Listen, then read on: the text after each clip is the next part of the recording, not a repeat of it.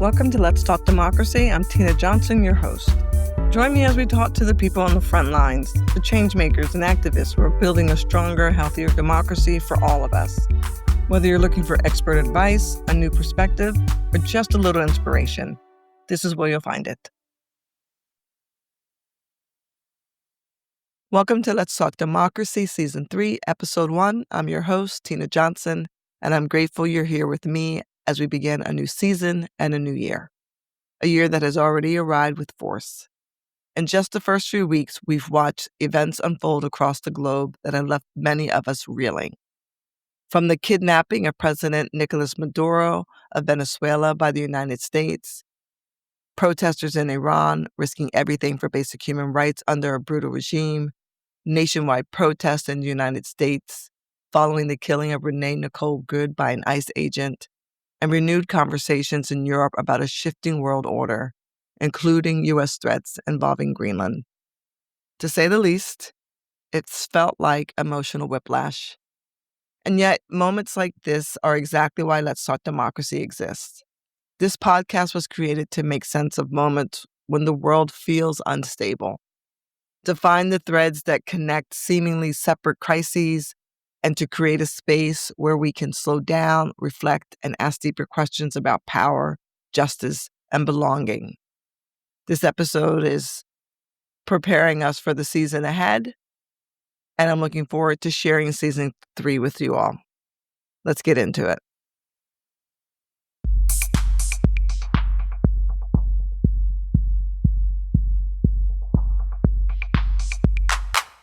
If you're feeling overwhelmed right now, I want you to know you're not alone. Many of us entered this year hoping for calm, maybe even healing. Instead, we've been confronted with reminders that democracy is fragile, that rights can be rolled back, that institutions don't always protect the people they're meant to serve. For some, democracy is being fought for in the streets. For others, it's being tested in courtrooms and legislatures. And for many listening, it's something you're trying to understand, while still showing up for work, caring for family, and surviving daily life. This show isn't here to tell you what to think. It's here to create a place to think together. It's important to remember that democracy is intentionally slow. It forces debate and demands compromise.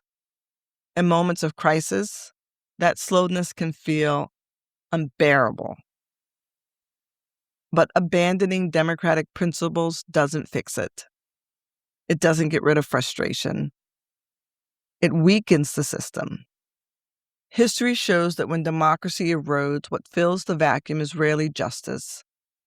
Instead, extremism, corruption, or authoritarianism often takes its place. So the challenge isn't perfection, it's whether we're willing to do the work required to make democracy function. And this makes me think of the work of the civil rights movement, the work of Dr. Martin Luther King Jr. That movement, it wasn't polite, it wasn't passive, it was strategic, disciplined, and grounded in moral principles. The civil rights movement had clear objectives, organized campaigns, nonviolent discipline, a vision of justice that extended beyond slogans. The movement challenged laws, leaders, institutions, and cultural norms, and it did so with clarity and courage. You might ask why this matters. Because protests without direction risk becoming noise. Protests without values risk becoming destructive. But protests anchored in democratic principles can force systems to change. And that brings me to the theme of this season. When we talk about democracy, we often focus on systems, elections, constitutions, institutions. And those matter, but democracy is more than a system. It's a set of tools.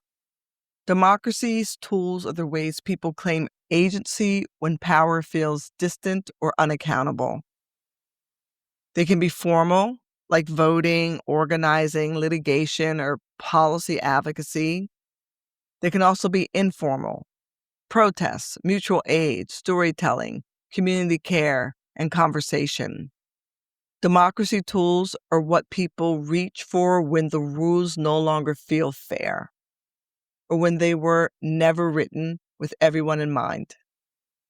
This season, we're going to lift up those tools. We're going to ask how they're used, how they fail, and how they evolve under pressure.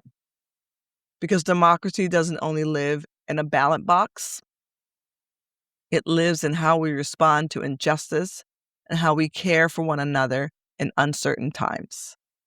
We have to also remember that democracy is not self-sustaining. It places responsibilities on citizens. Participation isn't voting alone, as I said earlier. It includes staying informed, organizing locally, using your voice responsibly, defending principles even when inconvenient. Standing firm on values is hardest when tensions are high. But that is when it matters the most.